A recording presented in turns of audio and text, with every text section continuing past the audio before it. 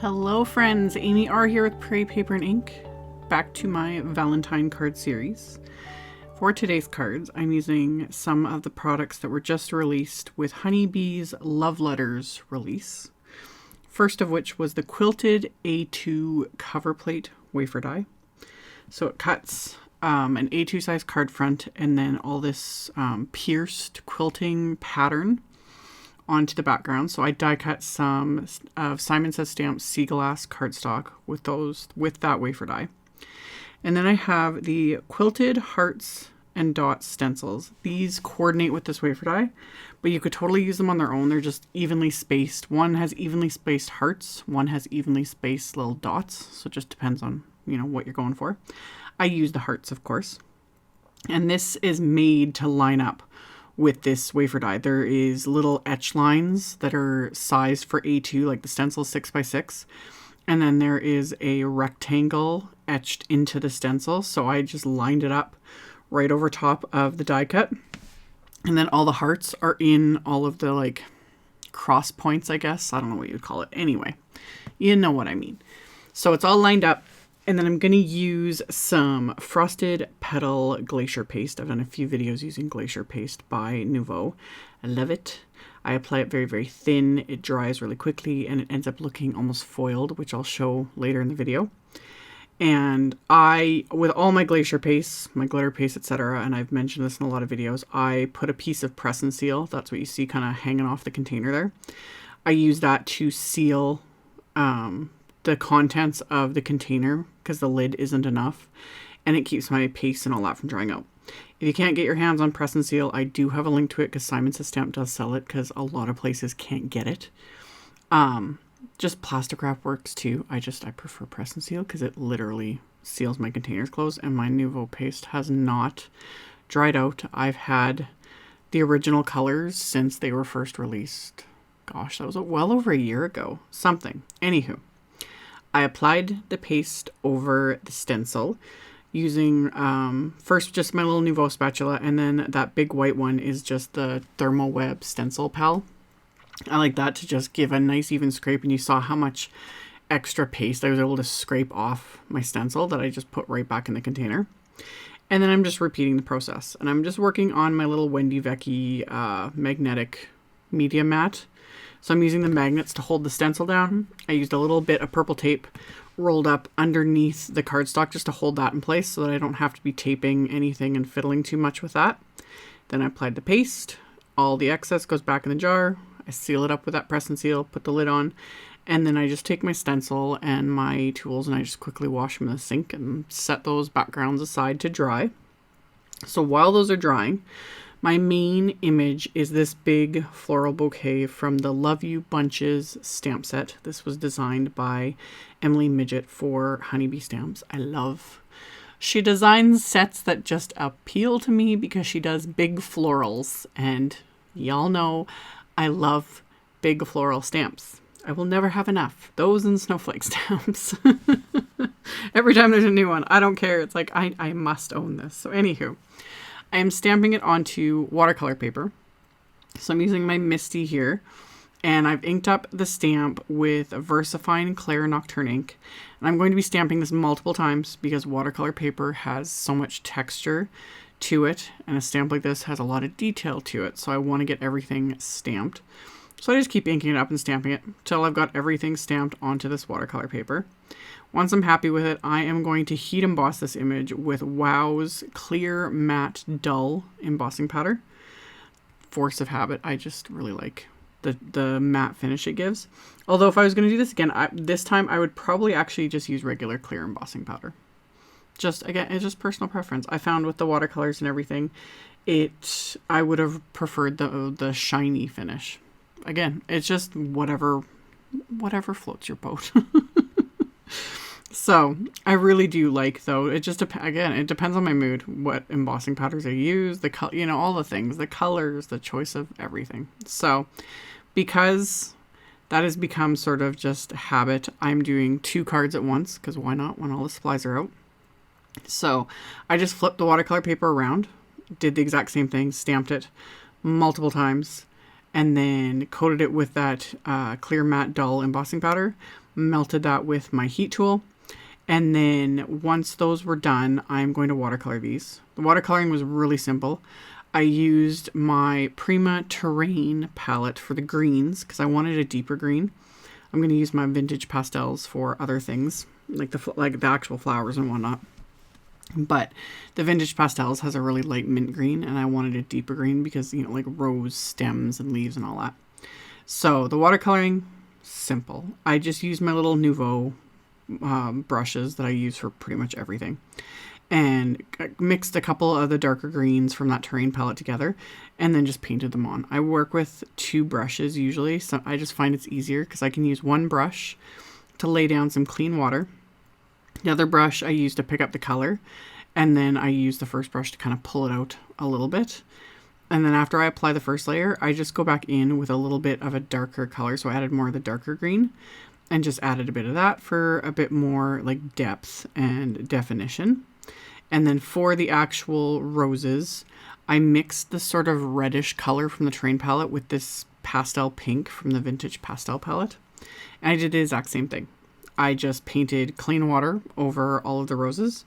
And then I added just a kind of a light wash of the light pink. And then I just started going in with the darker pink and just intensifying it.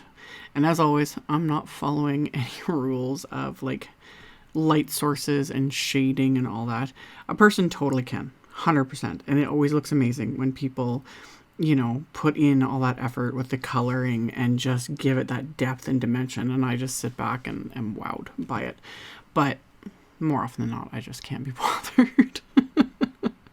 So I painted the roses. I added purple to these other little flowers. I have no idea what they're called, but I made them purple because I really like the purple color, the pastel purple in the vintage pastels set. And then I ended up going in with just a 3rd layer on the roses just to intensify it a little bit more because I wanted more of that pink and just that little bit more of definition. So once everything is painted, and I had done this twice with the other image as well, and even though I did everything all at the same time, like one after another, they still ended up actually turning out quite different. I used the exact same colors. That's the thing with watercolor, is it has a mind of its own. But once they were colored and they were completely dry, I'm going to die cut them with the coordinating wafer dies. So I'm going to line up that wafer die, tape that down with just a bit of purple tape, run that through my die cut machine. So I've got my flowers die cut. My backgrounds are now dry, so you can see that like it's almost like foil. Like Glacier paste to me is like a faux foil technique. I've shown this in other videos with like bigger stencils and whatnot. So my backgrounds are dry. I want to create a wrap for these flowers. I've thrown out the other piece or recycled the other piece. I'm using the paper that comes in like the Simon Says Stamp monthly card kits, as well as wraps the Big Mama foam tape. I die cut that with the Floral Bouquet wrap. So now I'm going to have to keep like more of that paper on hand. I always you keep all those things, you hoard them, and then you always question yourself sometimes, and then you toss it or recycle it, whatever. And it's the minute you do, it's like literally 20 minutes later, you need it. That's why you don't do that. Keep it all. Anywho, I die cut the paper with that Floral Bouquet wrap, and you can leave the wrap flat, like just wrap it around. I also thought it'd be really cute to have like, if you did a bunch of just die cut flowers, and you can have them kind of cascading out of it. But with this, I decided to kind of crinkle it up a bit and tighten it up, and then wrap some just baker's twine around this. And then I use my reverse tweezers. I start to tie it in a knot. I use my reverse tweezers to hold it. And then I can use my bow, tie it really loosely since the reverse tweezers are holding everything in place. And then I can tighten everything. I've got my little bow, and then I can just trim off the excess there. So then I've got my little wrapped bouquet of flowers. And I decided to adhere this to the card front with just some thin 3D foam squares. So these don't pop it up a whole lot, but they give it that little bit of dimension. So I'm going to pop those into place, and then I'll peel off the backing and then pop that onto the card front. And again, repeat this process for my second card. So then once I've got this little floral bouquet in place on my card front, I need to do my sentiments. So I'm using sentiments from that Love You Bunches stamp set. And I'm just stamping these onto some pink cardstock with that same VersaFine Clair Nocturne ink, and then stamping them. Not worried about it because I'm going to die cut these, so I don't have to worry about lining anything up or, you know, stamping them straight, anything. And I'm going to heat emboss these with the clear matte dull embossing powder as well. This I do just because the Nocturne ink takes longer to dry, especially on color cardstock. And when it comes to sentiments, I always end up smearing it, like end up, you know, brushing my hand against it or my fingers or whatever. So by heat embossing it, whether it be the clear matte dull or just regular clear embossing powder, whatever, it just keeps it from getting smeared, which makes my life a whole lot easier. So after they were heat embossed, I used the coordinating wafer dies because the coordinating set has all the wafer dies for all the sentiments as well as that big floral bouquet. So I die cut those, and then my card base is Nina Desert Storm cardstock. And I'm going to stamp that floral bouquet with tumbled glass Distress Oxide ink, just to kind of pull in that sort of icy blue color from the front of the card. So it ends up being pretty subtle on this cardstock, but again, in real life, it shows up a bit more, but at the same time, I want it to be subtle because I will just write over this. So lined it up in my MISTI, inked up the stamp with the tumbled glass Distress Oxide ink, stamp that into place, and then I'm going to adhere the sentiments from the Love You Bunches set that I had heat embossed and die cut. So I'm going to stamp those or adhere those into place onto the inside of the card. And then I'll adhere the card fronts onto the front of these cards. And both of these are A2 size, so top folding A2 cards, so 4 1/4 by 5 1/2. And that Quilted Hearts, or Quilted A2 cover plate is also A2 size, so it'll completely cover the card base.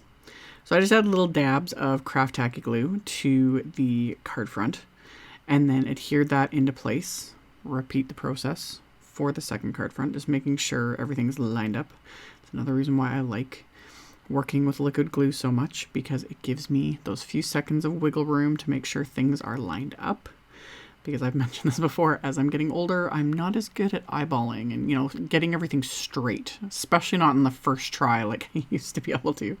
You've been making cards for over 15 years. I've noticed. So anywho, got those adhered. I adhered the sentiments with more foam squares. And then I just added some little heart embellishments just to kind of finish off these cards. So I'm going to adhere them into place with the craft tacky glue, and that's all there is to it. So I will have links to all the supplies I used in the description box below the video. This is also part of a video hop, so I'll have links and info to that as well. So you can check that out in the description box below the video. Thank you all so much for watching and for subscribing and thumbs upping and commenting. I really, really appreciate it. And again, any info, links, all that stuff, description box below the video, as well as a link to my blog. And I will see you all very soon in the next video. Bye.